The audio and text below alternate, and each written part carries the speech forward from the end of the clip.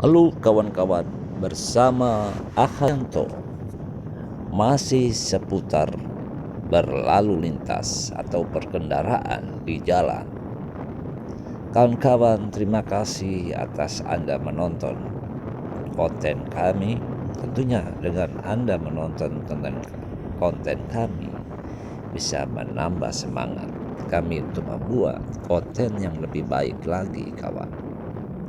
Terima kasih atas dukungan Anda. Berikut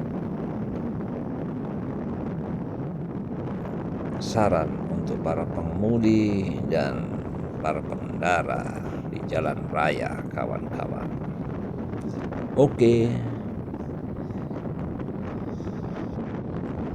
kecelakaan lalu lintas adalah suatu peristiwa di jalan yang tidak terduga dan tidak disengaja, melibatkan kendaraan dengan atau tanpa pengguna jalan lain yang mengakibatkan korban manusia atau kerugian harta benda.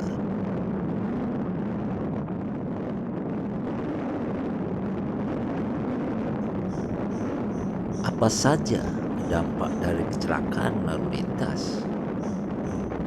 Dampak secara fisik akibat kecelakaan atau dampak secara fisik akibat kecelakaan lalu lintas diantaranya kecacatan permanen, kematian, benturan, kerusakan sensor gerak, hingga luka bakar.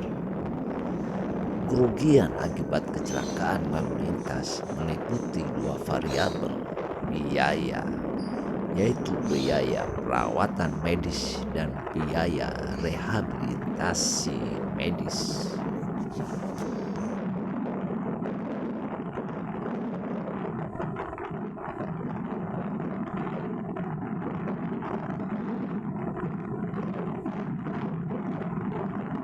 Apa yang menjadi penyebab kecelakaan lalu lintas?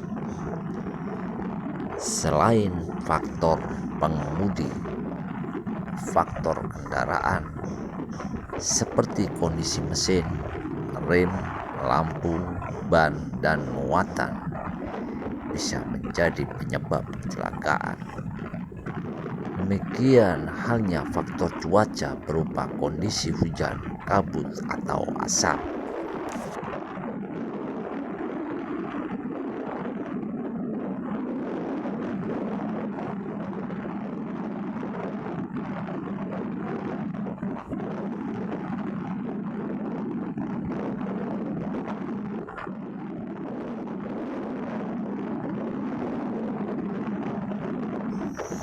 Bagaimana cara mengurangi resiko kecelakaan lalu lintas? Cara menghindari kecelakaan lalu lintas bagi pengendara, yang pertama yang harus diperhatikan, memastikan kondisi kendaraan yang Anda bawa dalam keadaan baik. Kedua, menggunakan alat perlindungan diri lengkap. 3. Atur jarak berkendaraan. 4. Taat dengan aturan berkendaraan. 5. Pastikan kondisi pengemudi sehat. 6. Antisipasi kejadian dengan memanfaatkan produk asuransi.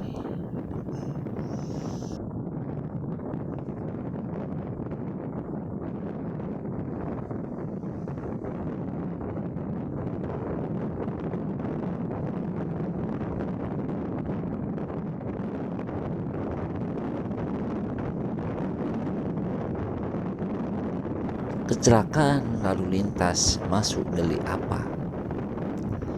Kasus kecelakaan lalu lintas adalah delik biasa, bukan delik aduan sehingga aparat penegak hukum dapat langsung memproses peristiwa yang terjadi meskipun belum atau tidak ada laporan dari korban.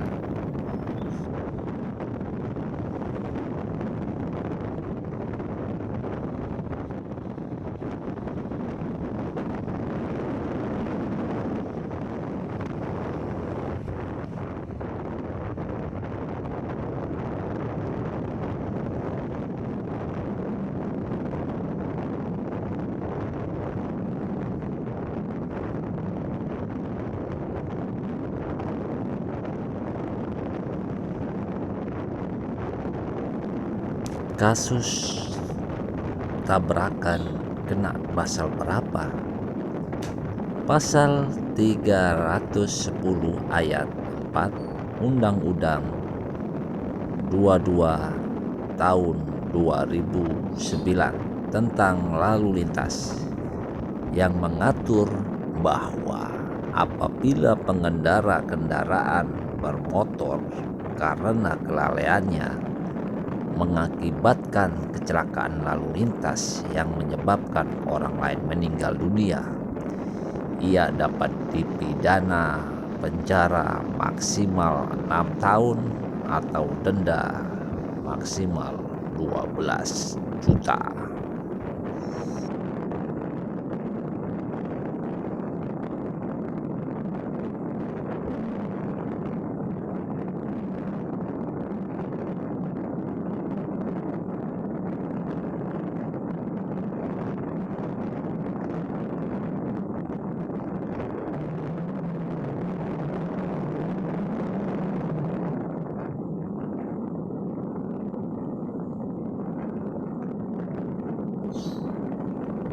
Melanggar lalu lintas termasuk pelanggaran hukum apa?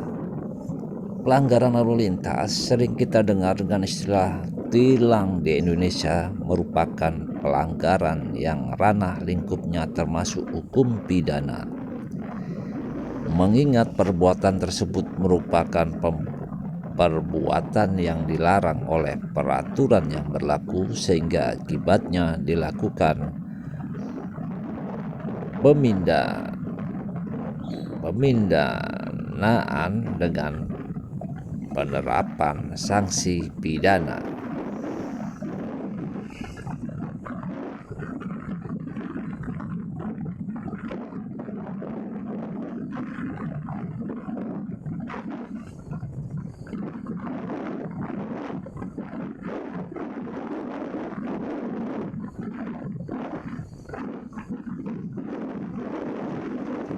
Kita ambil contoh yang sering terjadi pelanggaran lalu lintas. 10 pelanggaran lalu lintas yang paling sering terjadi: menerobos lampu merah, tidak menggunakan helm, tidak menyalakan lampu kendaraan, tidak membawa surat kelengkapan berkendara, melawan arus atau kontraflow, melanggar rambu-rambu lalu lintas, menerobos jalur busway, penggunaan kendaraan yang tidak memperhatikan aspek keselamatan.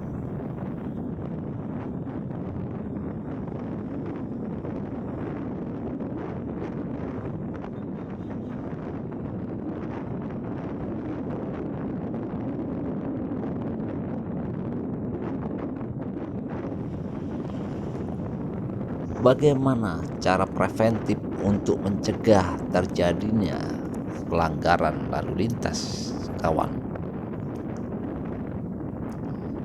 Kita harus melakukan penetapan hukum yang lebih tegas, bukan permainan salam tempel di jalan. Mengadakan sosialisasi terhadap peraturan-peraturan berlalu lintas. Mengadakan sosialisasi tentang kecelakaan yang terjadi di jalanan akibat ketidaktertiban lalu lintas dan menjalin hubungan yang baik dengan masyarakat.